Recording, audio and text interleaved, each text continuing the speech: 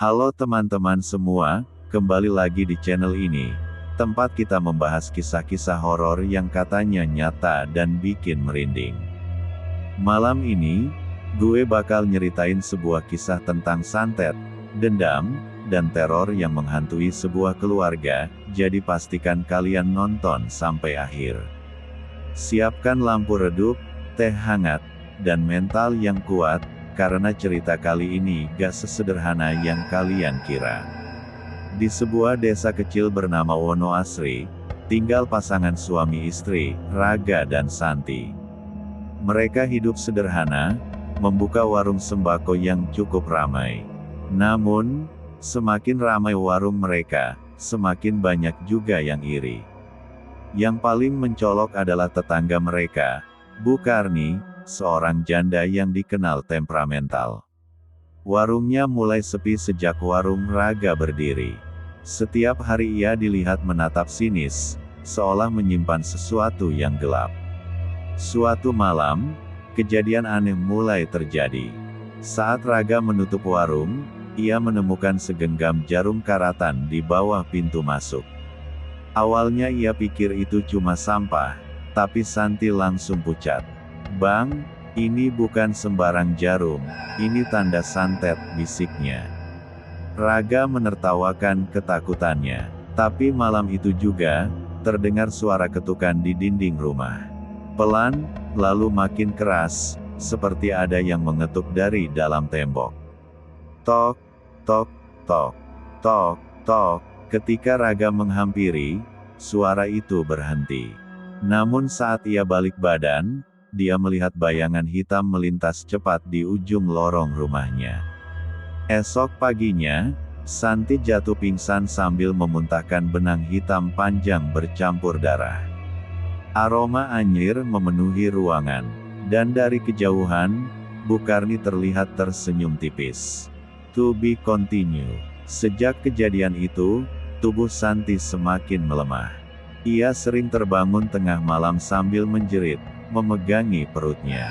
Kadang Raga mendengar suara asing keluar dari mulut istrinya, suara berat, parau, bukan suara manusia biasa.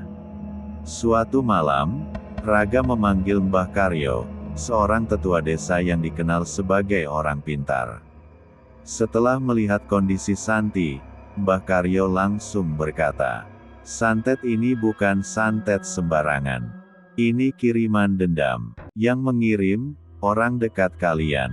Raga terdiam. Hanya satu nama yang muncul di pikirannya.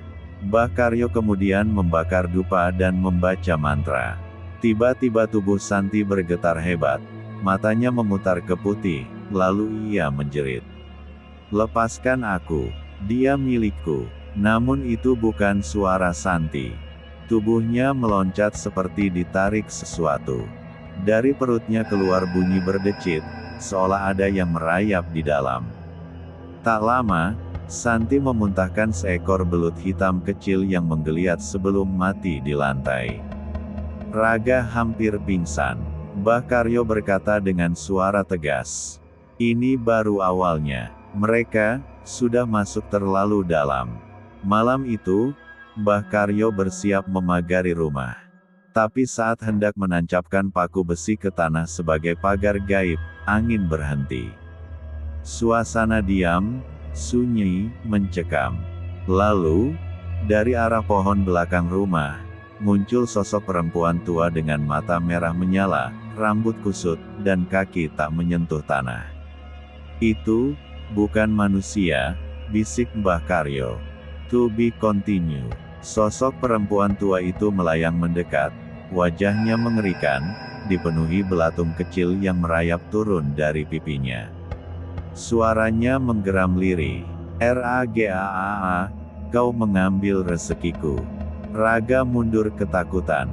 Mbah Karyo berdiri di depannya sambil mengangkat tongkat kayu. "Pergi, kau tak punya hak mengganggu keluarganya," teriak Mbah Karyo. Sosok itu menjerit panjang, suara yang membuat telinga berdarah. Dari mulutnya keluar ribuan lalat hitam beterbangan mengelilingi rumah. Di dalam rumah, Santi kembali kejang. Dari tubuhnya keluar bau busuk, seperti bangkai yang membusuk berhari-hari. Perutnya tampak membentuk jejak sesuatu yang bergerak dari dalam. Mbah Karyo mulai melafalkan doa.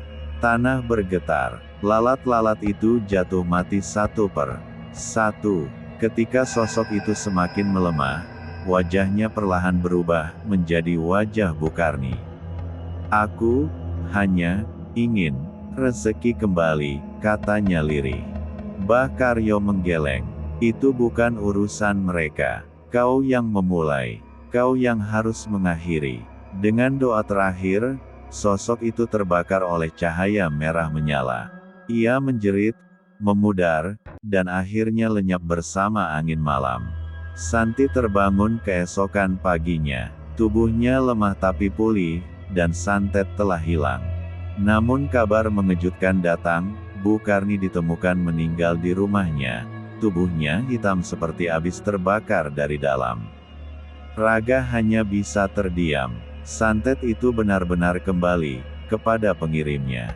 Dan sejak hari itu, rumah Raga sering terdengar suara ketukan kecil di dinding, terutama saat tengah malam. Tok, tok, tok. Seolah seseorang, atau sesuatu, masih belum pergi sepenuhnya. Setelah pemakaman Bukarni, suasana desa Wonoasri mulai kembali normal. Namun bagi Raga dan Santi, malam-malam mereka masih dipenuhi rasa takut.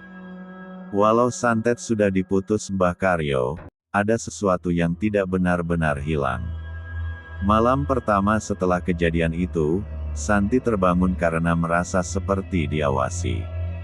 Ketika membuka mata, ia melihat sudut kamar yang gelap, sangat gelap, lebih gelap daripada biasanya.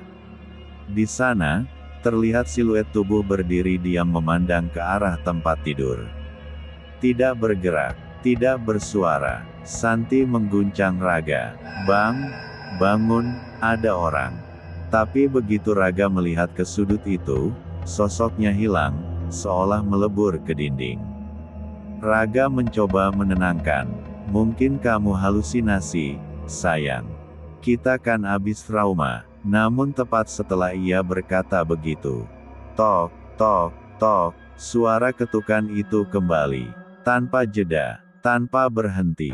Sama seperti malam-malam sebelumnya, Mbah Karyo akhirnya datang kembali esok harinya. Ia menyusuri setiap sudut rumah, lalu berkata dengan nada lebih serius daripada sebelumnya. "Yang kau lihat semalam, bukan Bukarni. Bukan juga santet. Ini sisa energi yang tertinggal. Kadang, roh yang mati karena ilmu hitam tidak langsung pergi." Raga menelan ludah. "Jadi, yang datang ke rumah kami itu apa, Mbah?" Mbah Karyo menatap tajam ke arah belakang rumah. "Penjaganya." Santi langsung merasa merinding. "Penjaga?" Mbah Karyo mengangguk. "Bukarni tidak bekerja sendirian. Ia memakai perantara, makhluk yang tidak akan tenang sebelum tugasnya selesai. Walau Bukarni sudah mati, makhluk itu tetap mencari apa yang dia anggap belum tuntas." Raga merasa bulu kuduknya berdiri. "Belum tuntas apa?" Mbah Karyo memejamkan mata. "Kalian." Suasana langsung sunyi. Angin yang biasanya sepoi-sepoi mendadak berhenti. Daun-daun pohon jati di luar tampak seperti membeku di tempatnya. Mbah Karyo melanjutkan, "Aku bisa mengusirnya, tapi makhluk seperti itu cerdik. Dia bisa bersembunyi, menunggu waktu yang tepat." Malam itu, Mbah Karyo melakukan ritual di ruang tengah.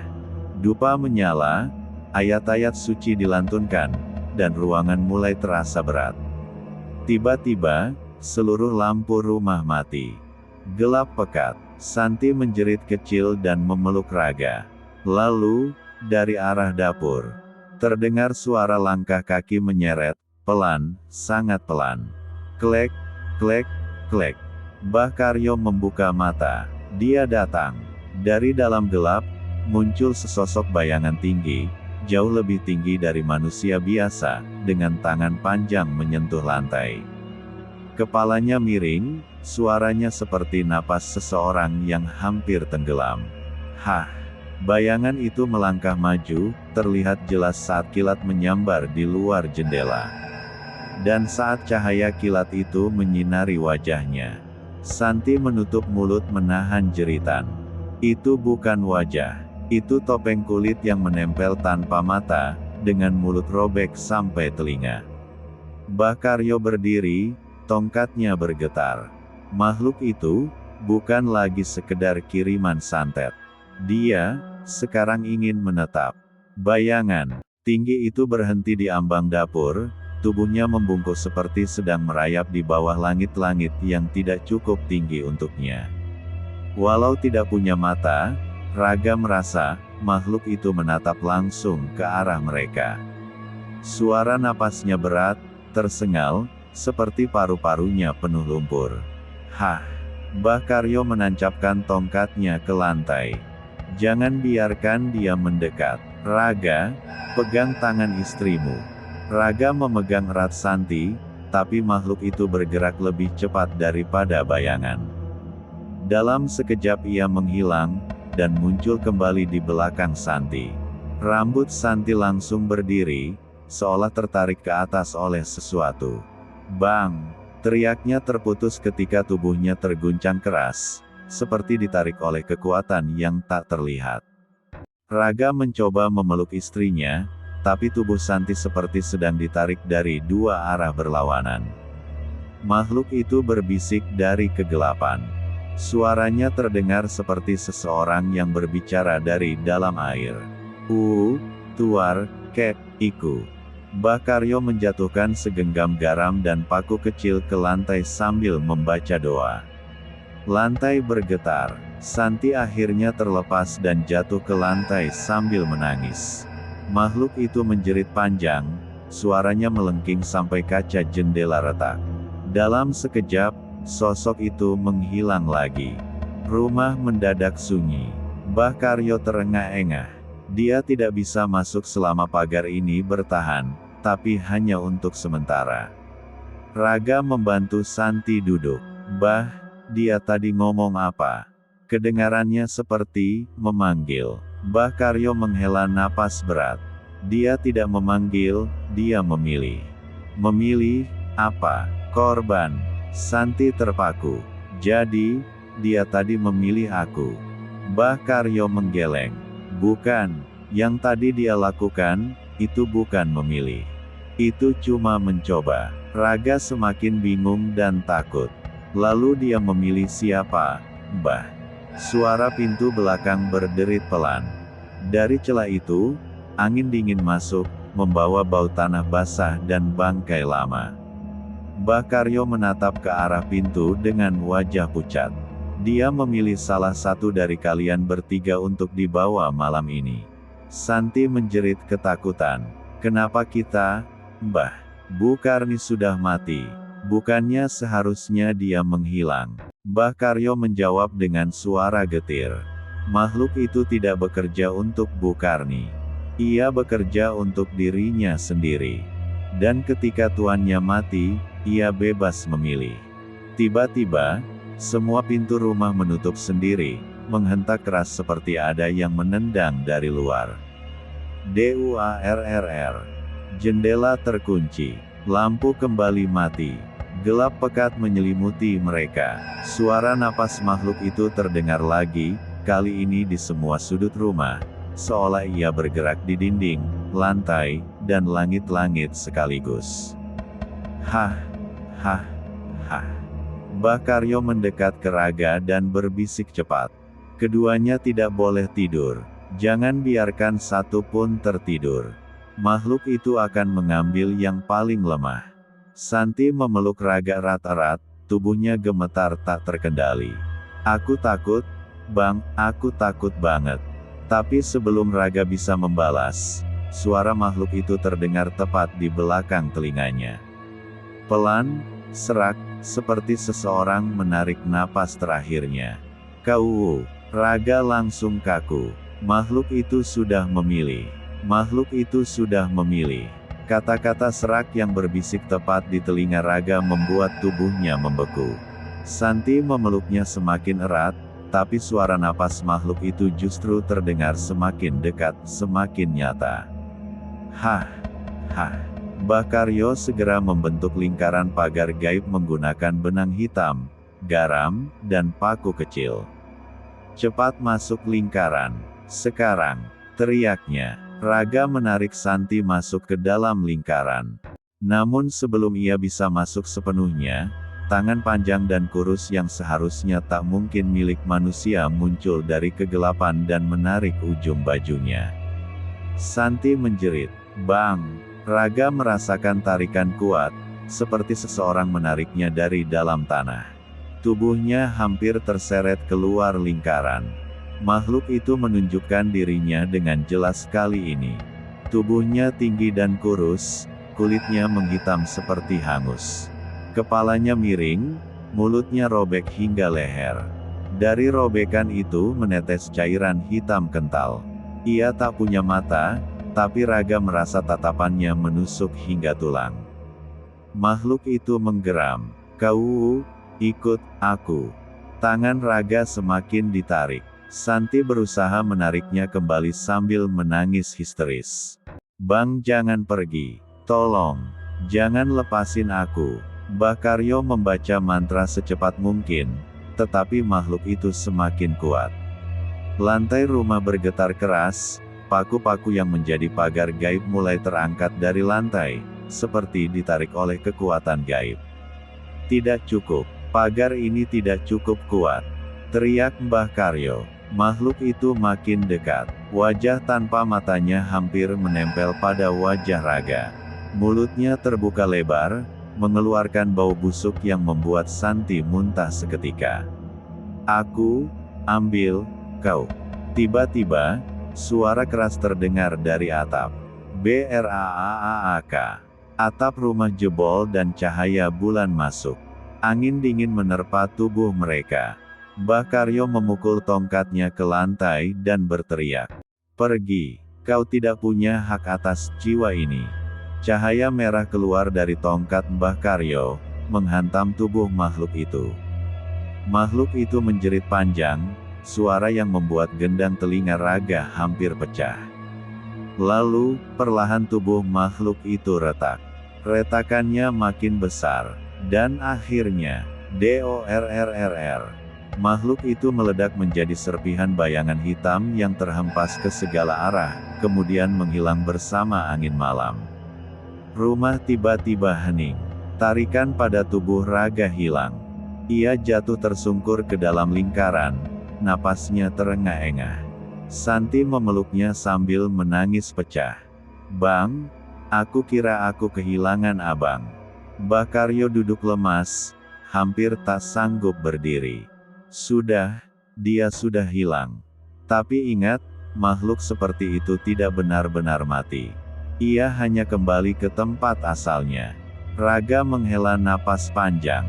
"Apa dia akan kembali lagi, Mbah?" Bakario menatap ke arah langit malam melalui atap yang jebol. "Jika kalian membuka pintu gelap itu lagi, ia akan datang. Tapi selama kalian hidup bersih, ia tak akan punya alasan." Malam itu mereka bertiga keluar dari rumah. Mereka memutuskan tidak akan tinggal di rumah itu lagi. Dan ketika mereka pergi, dari dalam rumah terdengar ketukan kecil. Tok, tok, tok, seolah ada yang mengetuk dinding sekali lagi. "Selamat tinggal," atau "Sampai bertemu kembali." Terima kasih sudah menonton sampai akhir. Itulah kisah tentang santet yang berbalik dan makhluk yang tidak mengenal kata Tuhan. Ingat teman-teman, ketika seseorang bermain dengan ilmu hitam, yang paling berbahaya bukan orangnya, tapi makhluk di baliknya. Jangan lupa like, subscribe, dan share video ini kalau kalian suka cerita-cerita horor seperti ini. Sampai jumpa di cerita malam berikutnya, dan semoga malam kalian tenang. Sekian cerita kali ini, terima kasih dan sampai jumpa.